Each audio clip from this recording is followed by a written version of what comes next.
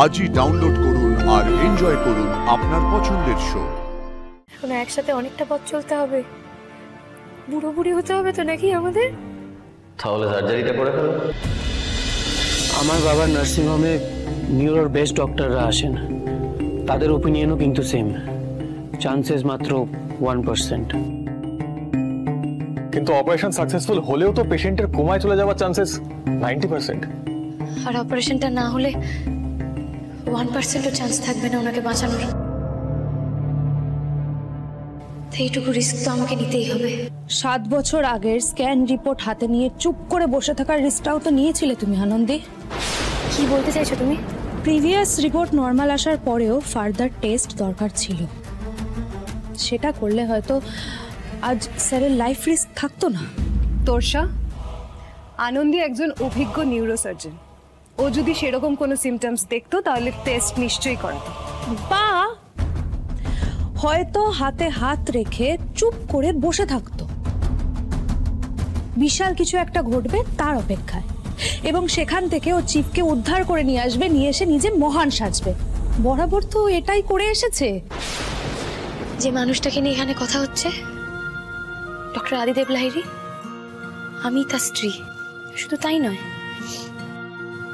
আমি আমার জীবনে যা যা অ্যাচিভ করেছি সেটাও শুধুমাত্র এই মানুষটার জন্যই করেছি। ওনার প্রত্যেকটা নিঃশ্বাসে আমার অস্তিত্ব জড়িয়ে আছে।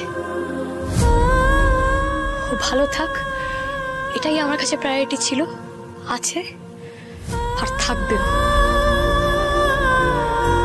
আমার দাদু ঠিকই বলতো বটে, পেটে বিদ্যে থাকলেই বুদ্ধিমান হওয়া যায় না। আর কিছু বিদ্যে বোঝাই বাবু বেবিরা এমন এমন সময় এমন এমন কথা বলে যে শুনলেই গা চিরবির চিরবির করে।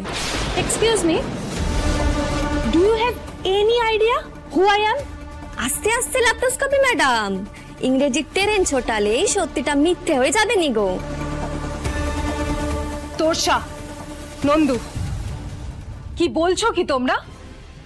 এখন আমাদের একমাত্র প্রায়োরিটি চিফের সার্জারি, আর কিচ্ছু না। সিরিয়াসলি গাইজ, নাও কনসেন্ট্রেট। আচ্ছা আনন্দী, বলছি অপারেশনটা কাকে দিয়ে করাবে? না মানে কোনো ডাক্তারই তো এত রিস্কি সার্জারি করতে চাইছে না। এফিশিয়েন্ট নিউরো, খুব এফিশিয়েন্ট একজন নিউরোকে দিয়ে ওনার সার্জারিটা করাতে হবে, না হলে তো হবে না।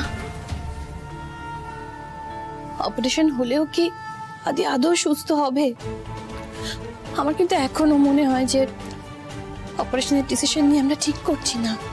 ওটির পর আদির বাঁচার চান্স 1%। আর ওটিটা না হলে তো সেটাও থাকবে না বাবা।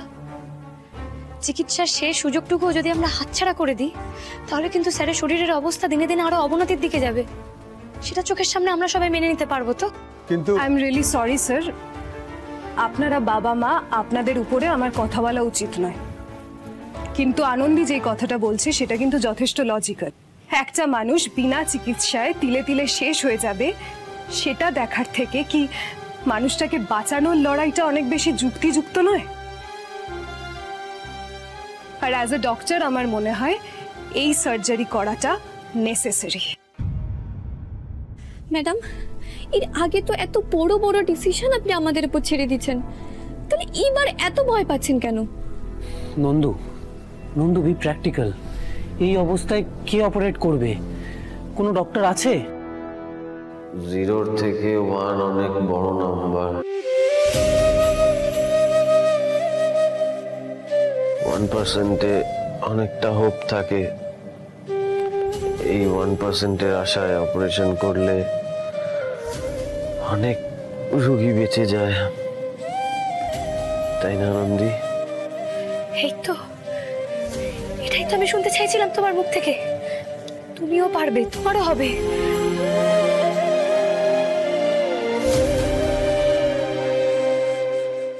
সাত পাকের শেষ পাকে এসে আমি তোমার সামনে দাঁড়িয়েছিলাম, প্রতিজ্ঞা করেছিলাম মৃত্যু তোমাকে স্পর্শ করার আগে তাকে আমাকে ছুঁতে হবে। আচ্ছা, তোমার কি মনে হয় আমি অপারেশনের পর ঠিক হয়ে যাবো না?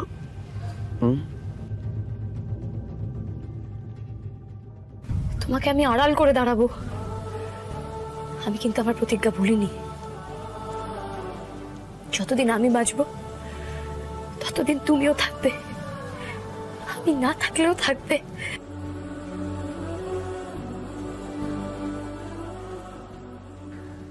যতদিন বাঁচলাম সেটাই বা কম কি বলতো। এবার মরে গেলেও আমার আর কোনো আক্ষেপ নেই।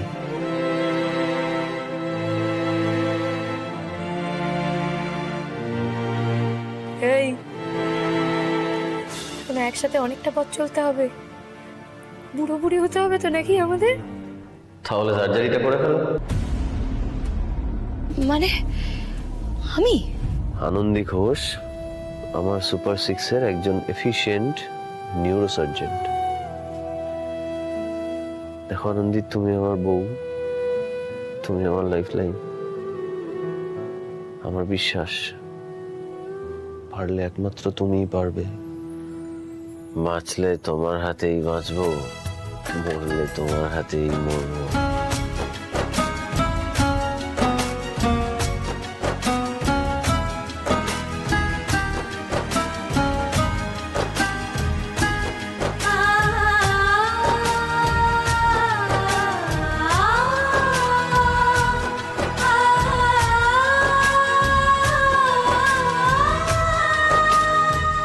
আনন্দী, তুমি আমায় বলেছিলে যখন আমার মৃত্যু আসবে তুমি ঢাল হয়ে দাঁড়াবে।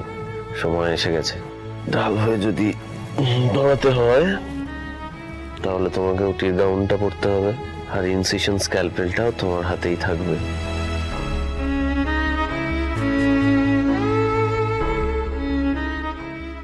আন্টি আন্টি, আমি আমার বাবাকে ফোন করব, করে বলবো বিদেশ থেকে বড় নিউরো সার্জন এসে স্যারের অপারেশন করবে। আনন্দে সেই এক্সপিরিয়েন্সটাই নেই, যার ওটি করার আগেই হাত কাঁপা বন্ধ হয়ে গেছে গো। দেখো কে হাতটা ধরে আছে।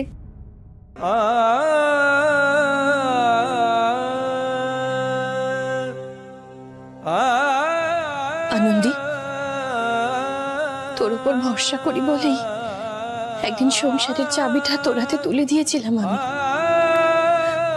আমি তোর উপরে সত্যি ভরসা করি আনন্দী, আর সেই ভরসা থেকেই আমার ছেলের জীবনটা আজকে তোর হাতে তুলে দিলাম। আমি আমার ছেলেটাকে বাঁচিয়ে দিস মা তুই। আনন্দী কিন্তু জানে কি করে 1% কে 100% করতে হয়। বাবা মা, তোমরা একদম ঠিক মানুষকে বেছে নিয়েছো। অপারেশন টেবিলে 1% থেকে 100% করতে একটাই জিনিস লাগে গো, আর সেটা ওদের দুজনের মধ্যে ভরপুর আছে।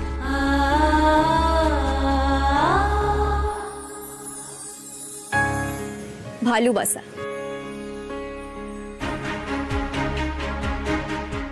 ভালোবাসা থাকলে সব হয় গো, সব সম্ভব।